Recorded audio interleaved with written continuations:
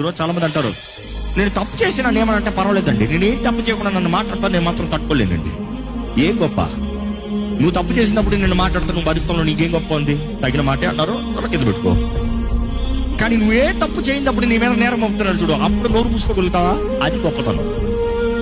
నువ్వు తప్పు చేయకుండా నీ మీద చేయెత్తుతున్నారు, అప్పుడు నువ్వు బయట ఉండగలుగుతారా? అప్పుడు క్షమించగలుగుతారా? అది గొప్ప.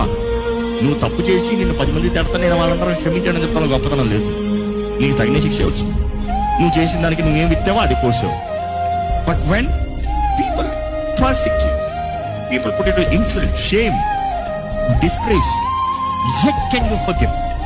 అదే ప్రభా, వారికి తెలియదు ప్రభా, నేను చేసేది వాళ్ళకి తెలియదు ప్రభా, నేను ఎందుకు అలా చేసిన వాళ్ళకి తెలియదు ప్రభా, నేను ఎందుకు అలా బ్రతకడం వాళ్ళకి తెలియదు ప్రభా, నువ్వు చూస్తున్నా ప్రభా, నువ్వు చూస్తున్నా చాలేదు. అది ఫర్గివ్. పట్టించుకోలేదు, వదిలే. ఈరోజు మన జీవితంలో if we truly have that forgiveness, అలాంటి వారి కొరకు దేవుడు ఎదురు చూస్తాడు.